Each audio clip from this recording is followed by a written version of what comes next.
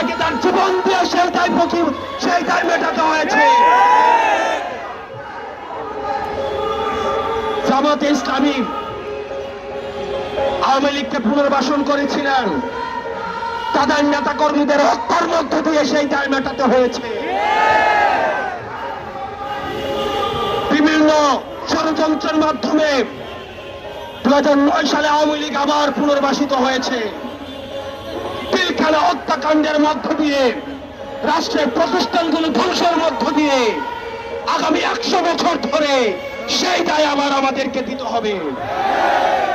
আবার যদি কেউ আওয়ামী লীগকে আবার পুনর্বাসিত করতে চায়, তাহলে তার জীবন দিয়ে সেই দায় আবার পুনর্বাসিত করতে হবে। প্রিয় সহযোদ্ধা, আমরা আপনাদেরকে বলতে চাই, পরবর্তী বাংলাদেশ হবে, next Bangladesh is without Awami League. পরবর্তী বাংলাদেশ বিনির্মাণ হবে, যারা ফ্যাসিবাদ বিরোধী যে রাজনৈতিক দলগুলো রয়েছে, আমাদের বিভিন্ন বিষয় মত পার্থক্য হবে, আমাদের পলিসির জায়গা থেকে ডিসকাশন হবে, আমাদের ডায়লগ হবে, এগ্রিমেন্ট হবে, ডিসএগ্রিমেন্ট হবে, আমাদের সব হবে আওয়ামী লীগকে এই রাষ্ট্র কাঠামোর বাইরে রেখে। আপনাদের ভুলে গেলে চলবে না, কোন গণতান্ত্রিক প্রক্রিয়ায় ভোটের মধ্য দিয়ে কিন্তু আওয়ামী লীগের বাংলাদেশ থেকে পালাতে বাধ্য হয়নি। আওয়ামী লীগ পালাতে বাধ্য হয়েছে গণঅভ্যুত্থানের মধ্য দিয়ে। পৃথিবীর ইতিহাসে কোথাও কোনো নজির নেই, গণঅভ্যুত্থানের মধ্য দিয়ে যারা পালাতে বাধ্য হয় তাদেরকে আবার নির্বাচনে ফিরিয়ে নিয়ে আসা হয়। সুতরাং আওয়ামী লীগের পতন হয়েছে 5ই আগস্ট। 5ই আগস্ট চূড়ান্ত সিদ্ধান্ত হয়ে গিয়েছে, আওয়ামী লীগের নাম, আওয়ামী লীগের মার্কা এবং আওয়ামী লীগের আদর্শ এই বাংলাদেশের রাজনীতি করার অধিকার হারিয়েছে। অন্তর্বর্তীকালীন সরকারের কাছে আহ্বান জানাবো, আমরা আপনাদের কাছে যে আশা করেছিলাম, এখনো পর্যন্ত আপনাদের দৃশ্যমান কোন পদক্ষেপ আপনারা দেখতে পাইনি। আমরা কোন নির্বাহী আদেশের মধ্য দিয়ে আওয়ামী লীগ নিষিদ্ধ চাই না, বরং আওয়ামী লীগ যে কৃত অপরাধ করেছে, যে গণহত্যা চালিয়েছে, যেভাবে মানুষের বাক স্বাধীনতাকে রুদ্ধ করেছে, গুম হত্যা নিপীড়নের রাজনীতি চালু করেছে, আপনারা যদি সকলের বিচার নিশ্চিত করতে পারেন, তাহলে আগামী 300 বছরও আওয়ামী লীগে বাংলার জমিনে ফিরবে না। কিছুদিন আগে আপনারা দেখেছেন,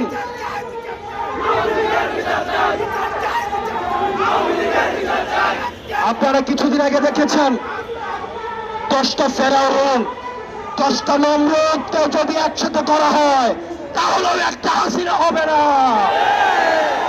হাসিনা 10টা ফেরাউনের থেকে ভয়ঙ্কর, 10টা নমরুদের থেকে ভয়ঙ্কর। এই বাংলার মাটিতে হাসনাত আব্দুল্লাহ যতদিন পর্যন্ত আছে, এনসিপির ব্যানার যতদিন পর্যন্ত আছে, কোন আওয়ামী লীগকে এই বাংলার জমিনে পুনর্বাসিত হইতে দেওয়া হবে না। আমরা অন্তর্বর্তীকালীন সরকারকে বলতে চাই, আপনারা দ্রুততম সময়ের মধ্যে আপনারা আওয়ামী লীগের নিবন্ধন বাতিল করতে হবে। আওয়ামী লীগকে বিচার প্রক্রিয়ার মধ্য দিয়ে আওয়ামী লীগ বিষয়ে আপনাদেরকে সিদ্ধান্ত নিতে হবে। আওয়ামী লীগের বিচার প্রক্রিয়ার মধ্য দিয়ে আওয়ামী লীগকে নিষিদ্ধ করতে হবে। আমরা আবার বলতে চাই, আওয়ামী লীগ হচ্ছে একটা ট্রান্সপ্লান্টেড, আওয়ামী লীগ হচ্ছে ইমপ্লান্টেড শক্তি, একটা ইম্পোর্টেড শক্তি। আওয়ামী লীগ কোন রাজনৈতিক দল নয়, এটা হচ্ছে ভারতীয় আধিপত্যবাদের এক্সটেনশন। এটার আমাদের গতকাল আমাদের উপদেষ্টা মাহফুজ আলম বলেছেন, এই যে এটা নাটাই হচ্ছে ভারতে আর ঘুরি হচ্ছে বাংলাদেশে। 5ই আগস্ট হচ্ছে সেই ঘুরির সুতা আমরা কেটে দিয়েছি। আমরা বলতে চাই, এই ভারতীয় আধিপত্যবাদ এই বাংলাদেশে আর কখনো শিখতে দেওয়া হবে না। এই কারণে আমরা বলতে চাই, আমরা কোন ইনস্টিটিউশনের বিরুদ্ধে না, আমরা স্পষ্ট করতে চাই, আমরা কোন ইনস্টিটিউশনের বিরুদ্ধে না, বরং যে ইনস্টিটিউশন গুলোকে ধ্বংস করা হয়েছে আমরা সেগুলোকে আমরা পুনঃপ্রতিষ্ঠা করতে চাই। বাংলাদেশ সেনাবাহিনীর উপর আমাদের পূর্ণ আস্থা, পূর্ণ সমর্থন এবং এই ইনস্টিটিউশনের উপর আমাদের পূর্ণ শ্রদ্ধা রয়েছে। আমরা কোনো ব্যক্তির উপরে আমাদের কোনো ধরনের ক্ষোভ নেই। আমরা বলতে চাই, এই ইনস্টিটিউশনের উপর আঘাত করে দেশকে অস্থিতিশীল করবেন না।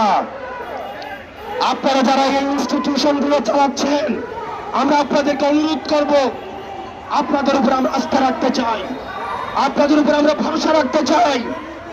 আপনারা আপনাদের যে সার্ভিস রয়েছে, আপনাদের যে সার্বভৌমত্বের প্রশ্ন রয়েছে, সেটাতে আপনারা আপোষহীন থাকুন। আর রাজনীতির বিষয়টা আপনারা রাজনীতিবিদদেরকে আপনারা দেখতে দিন। আপনারা ল অর্ডার বিষয়গুলো আপনারা দেখুন।